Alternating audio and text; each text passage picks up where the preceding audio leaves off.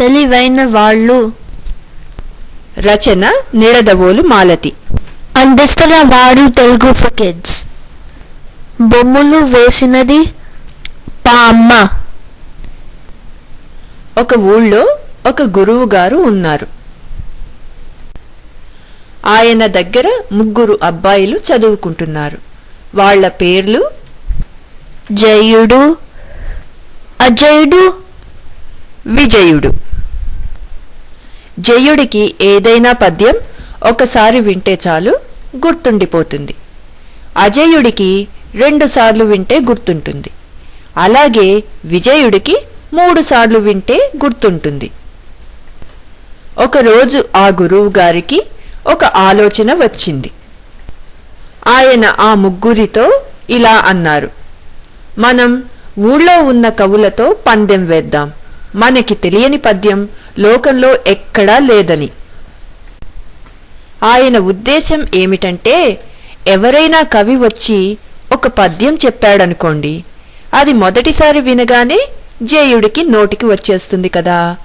అంచేత జయుడు తాను ఆ పద్యం అంతకు ముందే విన్నానని చెప్పి ఆ పద్యం తిరిగి చెప్పేస్తాడు. అప్పటికి అజయుడు అదే పద్యం 2సారి వినడం అవుతుంది కదా. అంచేత అతను అవునవును, నేను కూడా విన్నాను అని చెప్పి తను కూడా తిరిగి చెప్పేస్తాడు ఆ పద్యం. అలాగే 3వవాడు కూడా చేస్తాడు. అది బాగానే ఉంది. వాళ్ళు కొంతకాలం అలా గెలుచుకుంటూ వచ్చారు. ఊళ్ళో కవులందరూ మనం వీళ్ళని ఓడించలేము అనుకుని వదిలేశారు.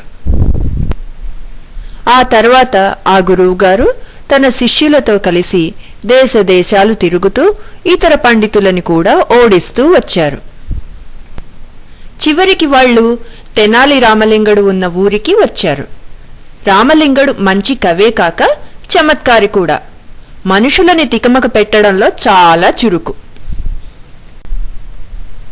ఆయన వీళ్ల సంగతి విని వీళ్ల దగ్గరికి వచ్చి తానొక పద్యం వ్రాశానని, అది వాళ్ళెప్పుడూ విని ఉండరని అన్నాడు. గురువుగారు మామూలుగా అందరితో అన్నట్టుగానే రామలింగడిని తన పద్యం చదివి వినిపించమన్నారు. రామలింగడు తన పద్యం చదివి వినిపించాడు. జయుడు ముందు చేసినట్టుగానే నవ్వుతూ, మాకా పద్యం ఎప్పుడో తెలుసు అని తిరిగి చెప్పబోయాడు. కాని అతన్ని చెప్పనివ్వకుండా రామలింగడు అడ్డుపడి, ఆగింది మీరు కాదు, అజయుడిని ముందు చెప్పమనంది అన్నాడు. అజయుడు 2 సార్లు వింటే కాని చెప్పలేడు కదా.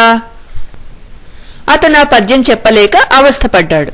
దాంతో వాళ్ళ ఆట కట్టు అయ్యింది. తాటిని తన్నేవాడుంటే వాడి తలదన్నేవాడు ఉంటాడు. తెనాలి రామలింగడు తెలివైన వాళ్లకన్నా తెలివైనవాడు అనిపించుకున్నాడు.